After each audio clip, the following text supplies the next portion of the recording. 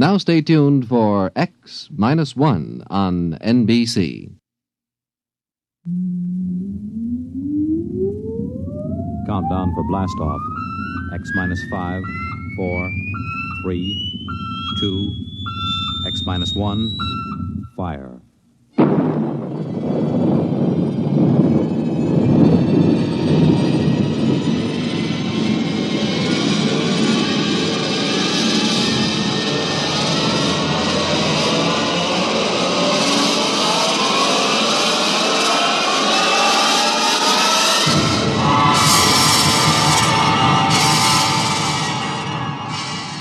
From the far horizons of the unknown come transcribed tales of new dimensions in time and space. These are stories of the future, adventures in which you'll live in a million, could be years, on 1,000 maybe worlds. The National Broadcasting Company, in cooperation with Galaxy Science Fiction Magazine, presents X minus 1.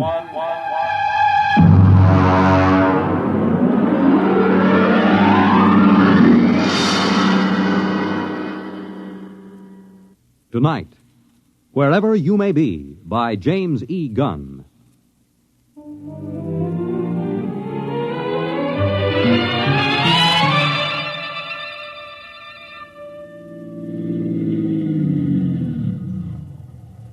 Hey! Hey, you! A little girl! You on the fence! Yeah? Hey, kid, come here. Well, I'm right comfortable where I am. Listen, kid. Is there a service station on this road? Well, Merv Wheelock got a gas pump at the general store. Oh? How far is it? About 18 miles. Oh, that's a big help. Well, I don't know what else to expect in the middle of the Ozarks. You want me to help you, mister? No, just keep out of the way, kid. Ow! Well, there's nothing funny about that. You just gonna sit there and watch me sweat, kid? Oh, no. There'll be lots more to watch. Well, I don't know what's so amusing about watching a man change a flat tire. Ow! You sure you don't want me to help, mister? No, I'm perfectly capable of changing a tire by myself.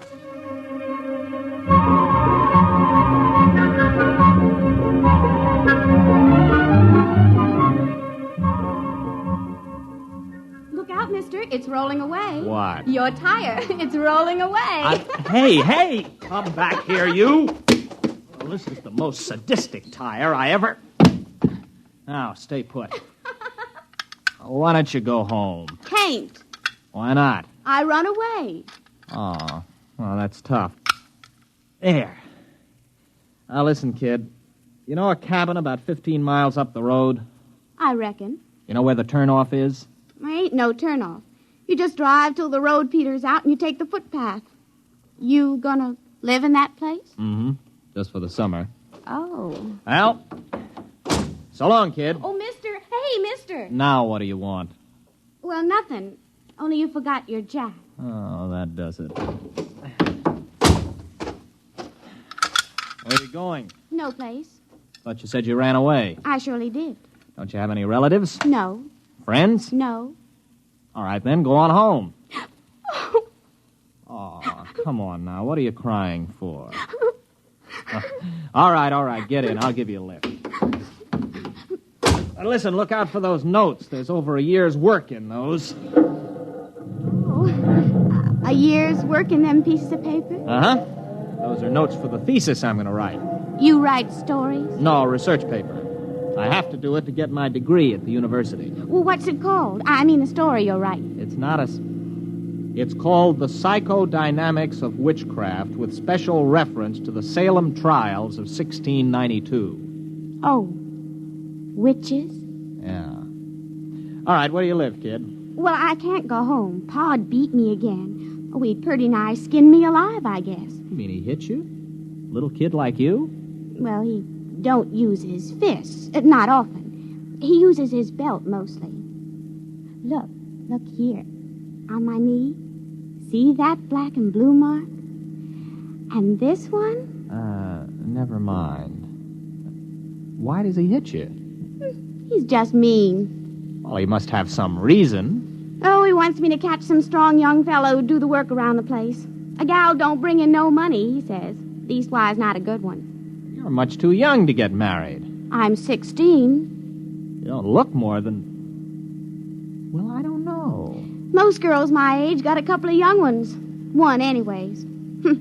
The way Pa carries on, you'd think I didn't want to get married. Now, it ain't my fault no fellow wants me. What seems to be the trouble? Mostly, I guess I'm just unlucky. One fella I went with pretty nearly a year. He busted his leg.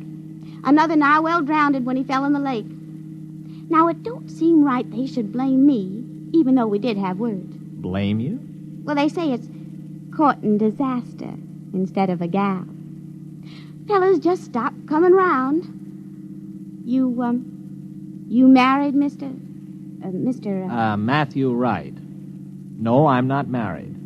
Wright. Abigail Wright. That's right, Purdy. Abigail Wright? Oh, did I say that?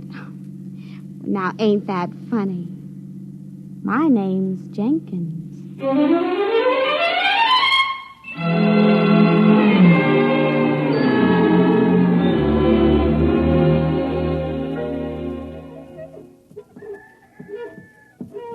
Mr. Jenkins? Oh, fine. I met your daughter on the road. I brought her back. Oh. Look, Mr. Jenkins, I got a pint bottle in my pocket. Care for a little drink?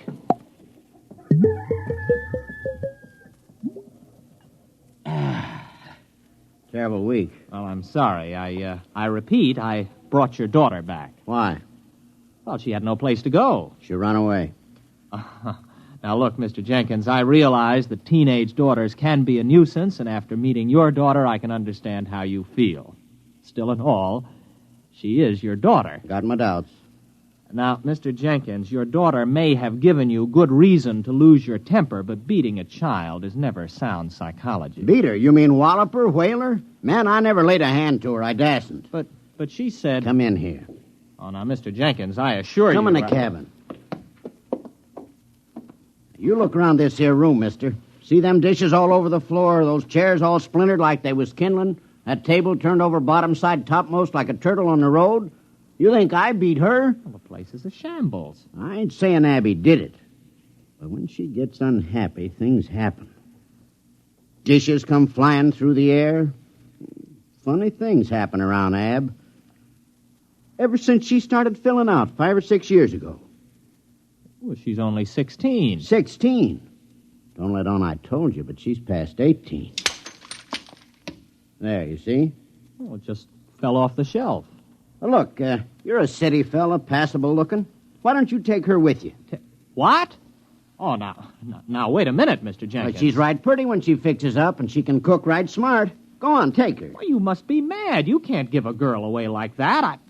If you'll excuse me, I think I'd better be going. Nobody asked you to bring her back. The gal eats more than I do. Oh, now, look, here. Here's $10. Buy yourself a jug. Well, I'd like to, but I can't do it. It ain't worth it. You brought her back. You can take her away. Oh, here's 15. Well, I should know better. All right, mister. I'll get her. It ain't no use, though, I can tell you, mister. All right, Abigail. Get out of the car. You're home. But, Pa... Oh, he isn't mad at you. He's welcoming you back. Now, come on, get out. Dirty, nasty old man. Serve him right if that bottle he's pulling busted right over his head. Goodbye, Abby. And remind me never to see you again.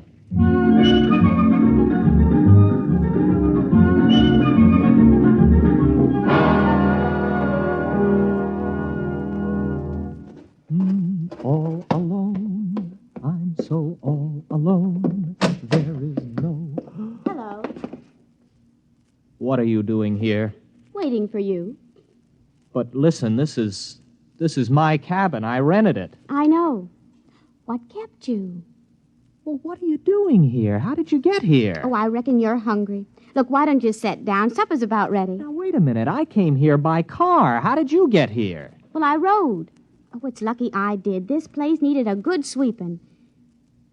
Is that your broom? I know. It was here in the cabin. Pa loaned me a mule. I let her go. She'll get home all right. But you can't stay here. It's impossible. What would people say? Well, who'd care? Pa don't. Oh, please, Mr. Wright, let me cook and clean for you. I won't be no trouble. Honest, I wouldn't. Oh, now look, Abby, you're a nice girl and I like you, but you'll just have to go back to your father. Do you understand? All right. What? What was that? What happened? Oh, look at that. The car. I must have left the brake off. You reckon it's hurt bad? Well, rolling down a 10-foot grade into a tree didn't help it any. Oh, well, I'm sorry, Mr. Wright. Are you? Well, anyway, it looks like you'll have to stay here tonight then, doesn't it? I reckon. I could have sworn I put that brake on. Listen, you're going back first thing in the morning. Oh, sure. Sure, Mr. Wright. I understand.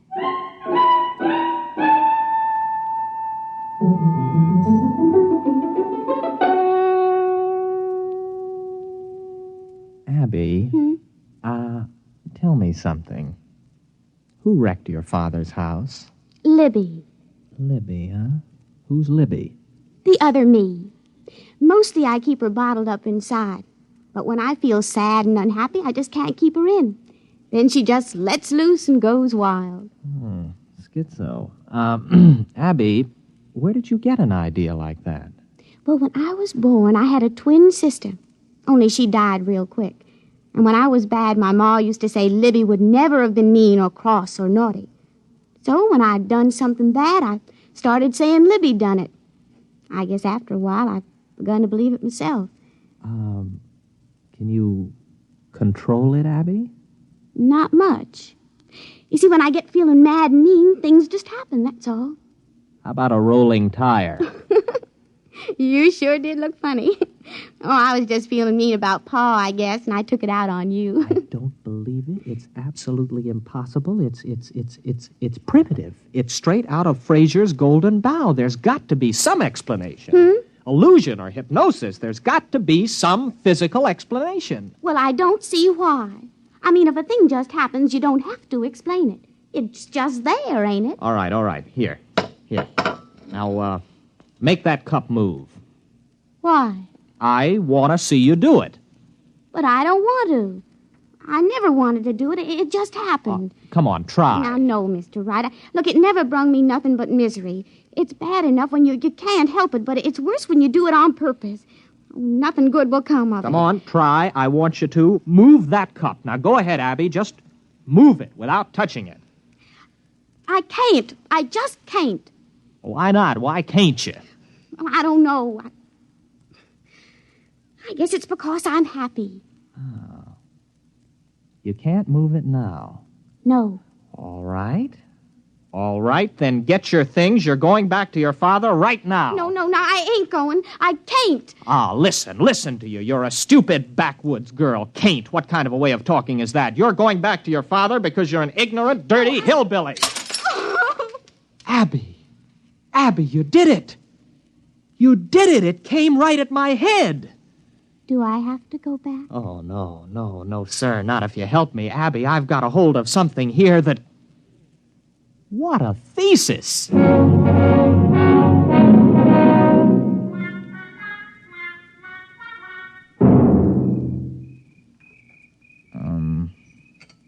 Abby? What's, courting like here in the hills? Oh, sometimes we walk and look at things together and talk a little. But if the night is warm, we just sit and hold hands and whatever. Like this? Mr. Wright, do you like me a little bit? Oh, not marrying like, but friendly like? I like you very much, Abby. Very much. Oh, Mr. Wright.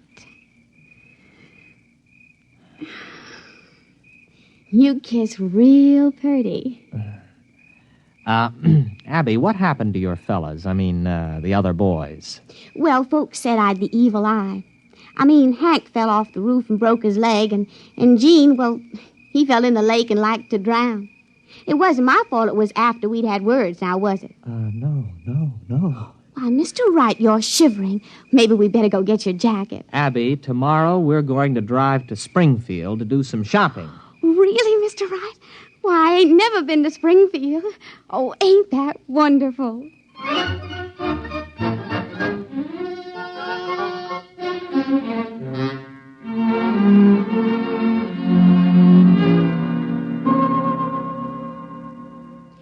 Mr. Wright. Huh. Are you happy, Abby? Oh, it's the happiest I've ever been in my life. I mean, eating in a fancy restaurant and even dancing and all. And now us just sitting here together in the moonlight. I never thought anything like this would happen to me. Abby, I'm afraid maybe you don't understand. Well, what do you mean, Mr. Wright? Oh, you know that dress I bought you? That's for another girl.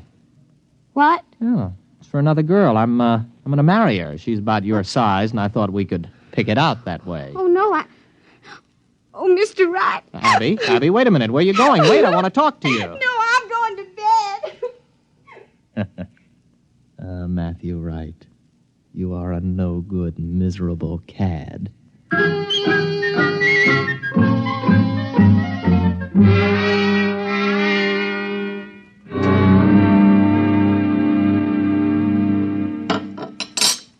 You want any more coffee? You still feel bad, Abby? You want me to move that cup for you today? I can do it real good. How do you know? Well, I just got a feeling. Look. You can do it now? Sure, I guess. There, it's getting easier. Look, Abby, I want to get some things out of the car. I just happen to have them things for tests. There may be other powers. Well, I don't care much one way or the other, Mr. Wright. If it makes you happy, it's all right with me.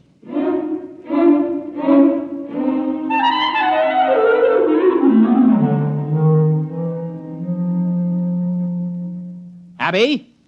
Abby, where are you? Abby, where did you go? Abby? Here I am, Mr. Wright. Abby, where were you? Springfield. But that's 50 miles. I know. I just kind of wished I was there, and then I was. I brought back a frying pan I admired in that hardware store window. Ain't it pretty? Got a real copper bottom. Didn't you have any trouble getting out of the store without anyone seeing you? Well, I was outside, but I could see in the back room somehow, too. I knew his name was Albert, and he was doing a crossword puzzle. Now, how could you tell all that? Well, I just kind of looked inside of his thinking. Like this. Wait a minute. Wait a minute, Abby, don't. I could look right inside your thinking now, Mr. Wright. Abby, wait a minute. Abby? You wouldn't. You didn't. Now, wait a minute, Abby. You've got to understand. I understand everything you've been thinking. You devil. Well, there ain't nothing too bad for anyone to do that. Well, you've got to let me explain. You with your kindness and your city manners. How could you do it? You made me fall in love with you. It was just a trick. You just wanted to make me unhappy, that's all. Why, even Pa was never that mean. I'd as soon marry up with a rattlesnake. Well, Abby, what are you going to do? Well, I haven't made up my mind yet. But I'll think of something.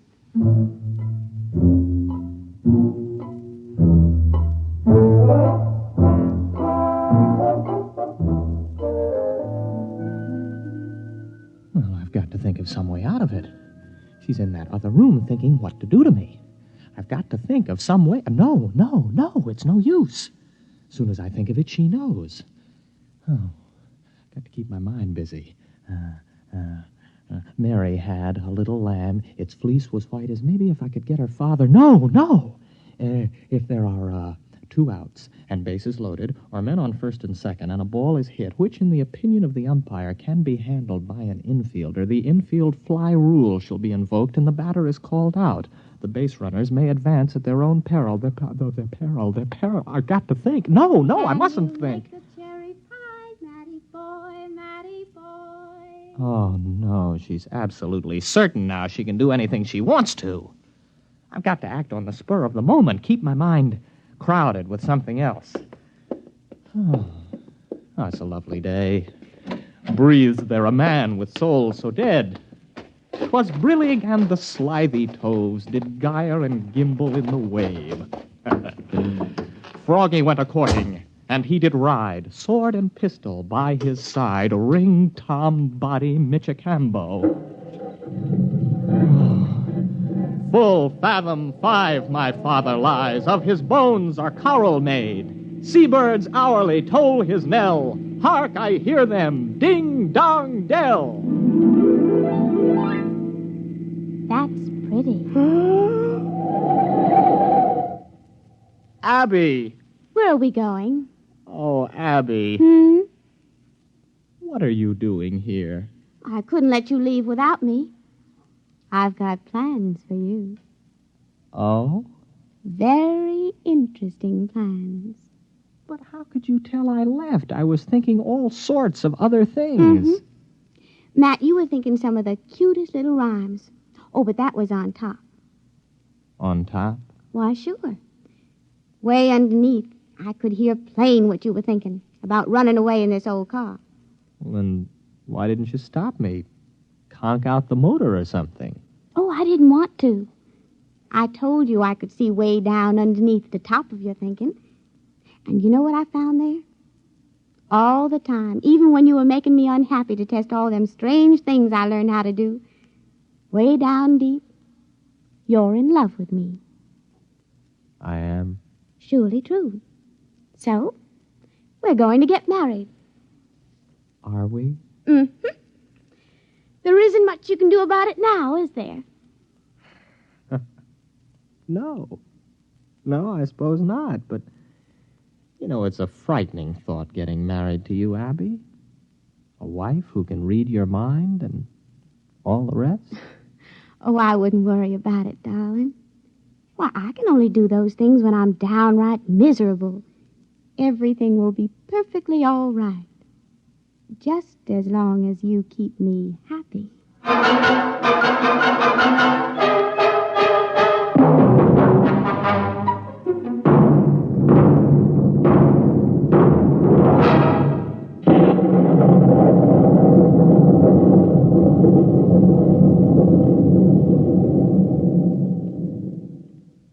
You have just heard X-1, presented by the National Broadcasting Company in cooperation with Galaxy Science Fiction Magazine, which this month features Early Model by Robert Sheckley, the story of a man who found that invulnerability was a fine asset when opening a new planet, provided you don't overdo it. Galaxy Magazine, on your newsstand today. Tonight, by transcription, X-1 has brought you Wherever You May Be, a story from the pages of Galaxy written by James E. Gunn and adapted for radio by Ernest Kenoy. Featured in the cast were William Redfield, Patsy O'Shea, and Jack Orrison. Your announcer, Fred Collins. X-1 was directed by Daniel Sutter and is an NBC Radio Network production.